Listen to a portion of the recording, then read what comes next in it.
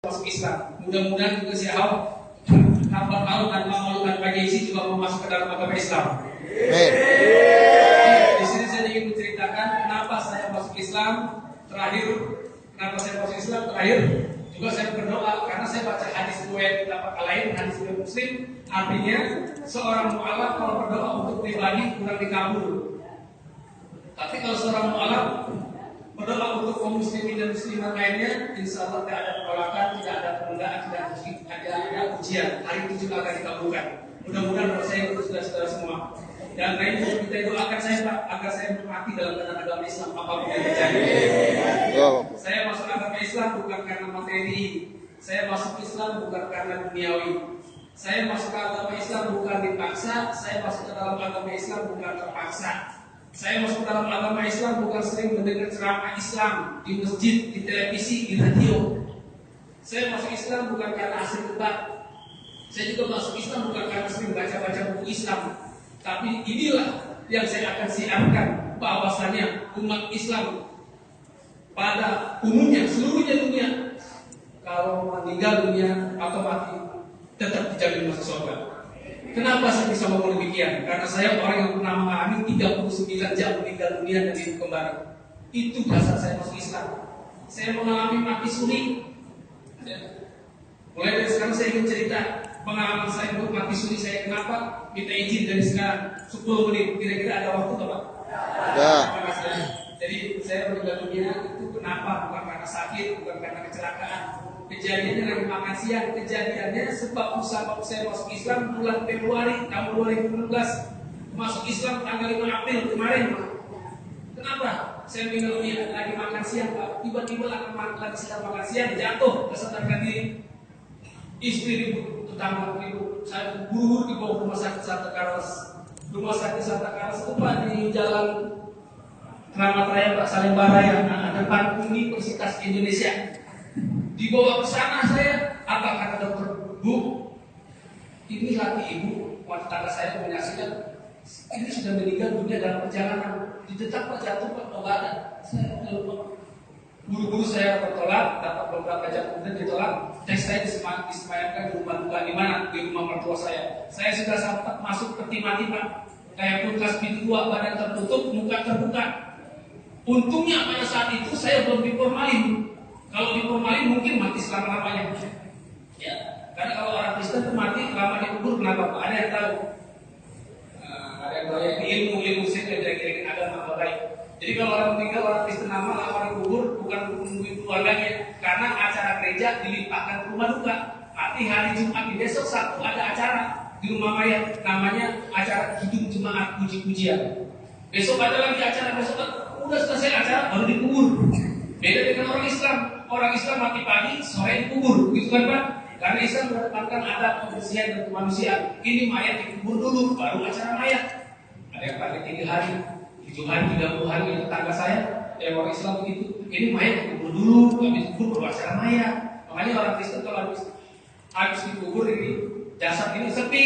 Beda dengan orang Islam. Orang Islam bisa 1 minggu ramai, masih ramai rumah duka, begitu. Apa yang saya alami Pak? Yang saya alami itu seakan-akan saya kayak badan ini kayak apa sakit luar biasa Pak. Kayak disilet, kayak nancep silet tubuh ini, kayak disilet-silet. Nangis nggak bisa, teriak nggak bisa. Sampai di tengah-tengah leher, saya kayak di kulitin. Tubuh saya melayang-layang Pak. Melayang-layang tubuh saya. Tiba-tiba saya masuk terowongan hitam, bundar terowongannya, saya masuk itu, saya ngikutin titik putih kuning-kuningan. Setelah titik putih kuning itu pecah, baru saya kaget. Saya berada di sebuah lapangan yang sangat luas. Lapangannya luas sekali Pak, naik ke atas begini. Dibilang siang bukan, sore bukan, pagi bukan, suasananya beda karena begini-begituan. Saya jalan terus Pak, jalan sepi sekali.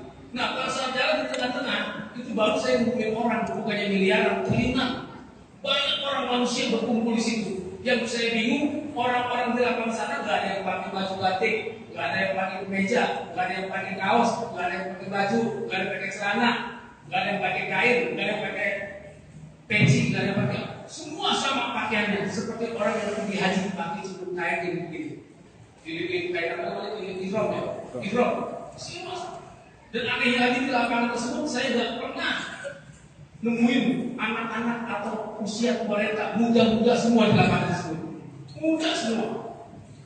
Antara 17 dan 18 tahun, termasuk saya mungkin muda. Dan pada saat itu ada pasukan dari langit turun menyamai yang ada di lapangan tersebut. Turun pakai kilat menyamai yang ada di lapangan tersebut jumlahnya. Berdiri semua orang di situ, termasuk diri saya. Itu orangnya kelihatan jelas, putih awak kayak kawan putih, berbentuk manusia. Dia bertanya-tanya kepada saya. Terus terang saya orang Kristen Protestan, nggak ngerti bahasa Arab. Tapi di alam sana seakan-akan saya ngerti bahasa Arab. Paham ya Pak? Saya orang Kristen Protestan, nggak ngerti sekali bahasa Arab. Tapi di alam sana ditanya-tanya sama orang itu seakan-akan saya ngerti bahasa Arab. Setelah ditanya, Pak, keanehan sangat luar biasa. Ini saya nggak bisa bicara Pak. Yang bicara kayak akal kanan, akal putih, kayak akal kanan, akal kiri yang bicara. Setelah itu kuping kanan, kuping kiri, mata kanan, mata kiri. Yang paling lama bicara adalah tangan kanan, tangan kiri, kayak kanan, kayak kiri bicara. Setelah itu lama, setelah saya dijawab, nah pasukan tadi Pak naik lagi ke atas, kayak kira lain naik lagi. Nah di saat itu juga lapangan tersebut terciptalah lubang kiri, lubang kanan, lubang kiri, kayak hancur gitu. Cuma orang-orang yang ada yang jatuh, kayak kita berdiri duduk di masjid ini, tiba-tiba 5 ubin ambruk gitu ya, itu nggak ada yang jatuh, Pak. Sudah tercipta semua lubang kiri, lubang kanan, baru 100% orang-orang berjatuh ke kiri, orang-orang berjatuh ke kanan. Termasuk saya kepala saya sudah di bawah, kaki di atas sudah masuk ke lubang kiri. Bawahnya itu gerah, pengap panas. Tiba-tiba ada tangan besar ditarik, pegang saya, tarik saya. Rupanya orang tadi berbentuk seperti kayak awal putih lagi. Dia bicara kepada saya. Pada dasarnya saya belum waktunya di alam penyucian jasad dan roh.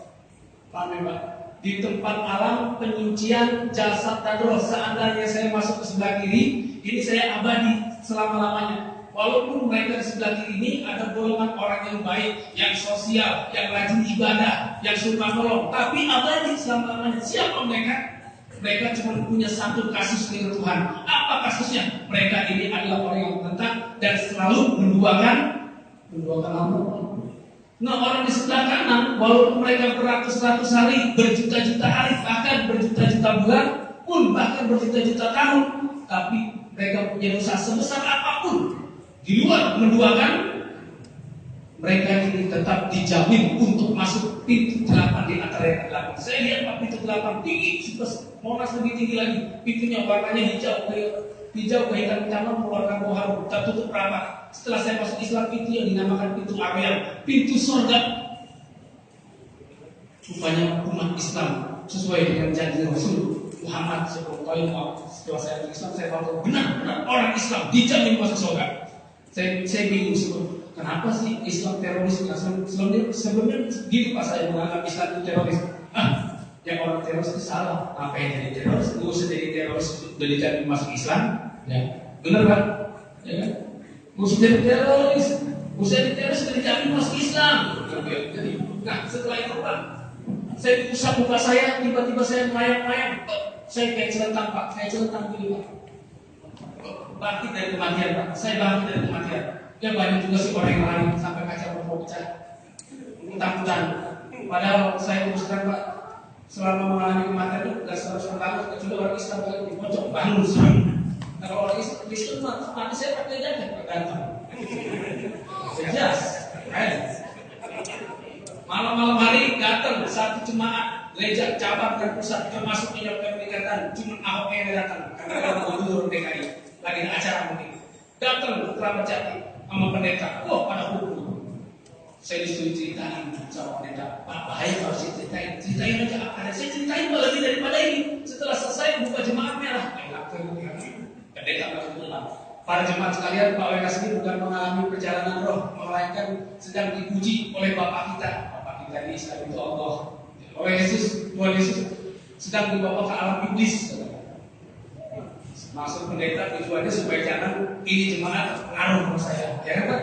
Nah, lantas saya sering singkat cerita sering baru saya menyatakan diri mau masuk Islam. Pak, saya masuk Islam pakai Pak Wenas ya? Dia pakai Pak, salah saya cerita saya bisa pakai saya masuk Islam, jangan bercanda. Baru dari batu apa Pak coba oleh Habib jangan bercanda.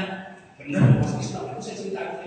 Kalau masuk Islam gampang Pak Wenas ucap 2 kalimat syahadat selesai. Tapi di sini di Ahlus Sunnah jamaah Bahwa jamaah orang mau masuk Islam harus belajar Islam dulu, ilmu fikih, aksama tauhid 1 bulan sambut kiai sampai habis isya dari sampai jam 11 saya belajar ilmu fikih, ilmu tauhid dari tanggal 5 Maret sampai tanggal 5 April. Lama belajar, meskipun hujan terus belajar. Setelah belajar selesai baru saya mengucapkan kalimat asyhadu alla ilaha illallah wa asyhadu anna muhammadar rasulullah. Tanggal 15 April ini kenang-kenangan saya. Kiai ini orang tajir, Pak, orang paling kaya di Batu Ampar.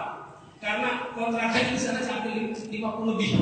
Belum di Bekasi, belum di daerah Kedoya, Jakarta Barat. Saya bilang kiai rumahnya hebat. Saya ada sebagai majelis gereja, rumah sama orang tua. Pak Wenas jangan begitu. Pak Wenas kalau punya duit juga jangan ikutin saya, nggak kuat. Kok begitu kiai? Jangan, nggak kuat. Saya rumah 3 bukan apa-apa.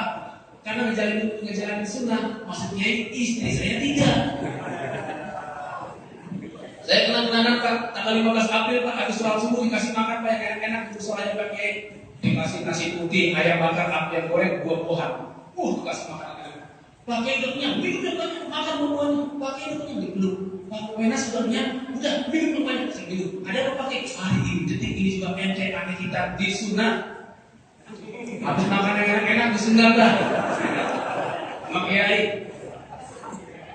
kasih makan yang enak di sunat, baru habis di sunat saya diganti nama dari Johannes Talroga Wenas menjadi Muhammad Al-Farisi Wenas. Dan Pak, terjadilah serangkaian kemelut dengan keluarga, dengan mertua. Sehingga saya kos-kosan di daerah Jakarta Kota. Bisa Pak dengan istri, dengan anak, karena abang saya mau porin mertua saya, adik saya mau porin istri saya. Sehingga saya diusir sama anak sama istri. Ada kabar gembira tadi ini Jumat tuh pengen saya Jumat niatnya habis Jumat ke Ragunan mau lebaran sama binatang lah. Saya mau lihat ke situ, ya. Lihat binatang di Jakarta juga banyak berkeliaran, benar di sana nih. Ya. Jadi saya dapat kabar gembira Pak, dan mampir di sini. Rupanya istri saya juga diusir sama anaknya.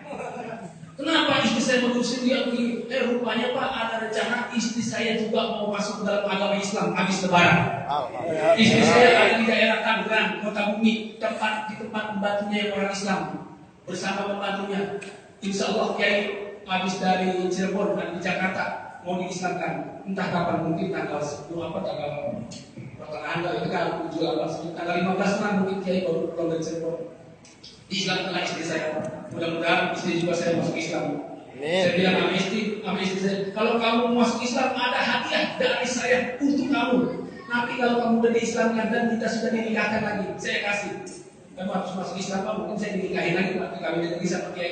Saya bilang saya mau kasih hadiah untuk kamu, tapi dikasihnya ntar kalau sudah dinikahkan sama Kiai. Istri saya penasaran, apa hadiahnya? Saya mau nyampe hadiahnya, buah udah disunat.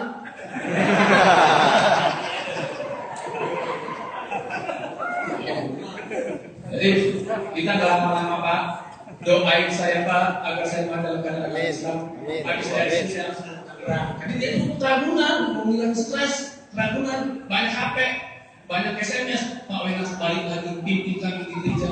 Jangan khawatir masalah rumah di Kelapa Gading ada. Amin. Saya balas, gua gak mau mati 2 kalinya. Kasih mobil gua gak mau, gua gak mau mati 2 kalinya. Ya, jadi apa namanya saya pada ini saya mau berdoa dan langsung mengingatkan giran hati Pak. Jangan niat mau begini-begini. Untuk Allah itu silaturahmi di daerah sini kali ya. Mari kita angkat tangan kedua belah tangan kita, mudah-mudahan doa saya dikabulkan oleh Allah Subhanahu wa taala. Bismillahirrahmanirrahim. Ya Allah ya Rabb kami, saya telah berada di masjid ini dalam rangka berbagi pengalaman. Ya Allah, saya berdoa khususnya kepada almarhum pemberi wakaf tanah di sini agar mereka rohnya dimasukkan ke dalam surga tanpa kecuali Allah. Ya Allah, ya kami juga saya berdoa kepada pengurus dan jamaah ibadah sholat Jumat yang ada di sini agar mereka ditambahkan usianya, ditambahkan kesehatannya, ditambahkan rezekinya. Bagi mereka yang menjalankan rumah tangga, dilanggengkan rumah tangganya dari awal hingga akhir. Yang punya problem rumah tangga diselesaikan dengan selesainya ya Allah. Ya Allah, bagi mereka yang punya istri dan belum punya anak agar istrinya dibukakan rahimnya, agar istrinya dikasih keturunan ya Allah. Ya Allah, bagi mereka yang punya anak laki atau perempuan diluluskan sekolahnya dari sekolah PAUD hingga perguruan tinggi. Bagi mereka yang belum dapat pekerjaan dikasih pekerjaan yang terbaik. Bagi mereka yang belum dapat jodoh dikasih jodoh yang terbaik. Ya Allah, ya kami bagi mereka yang bekerja sukseskan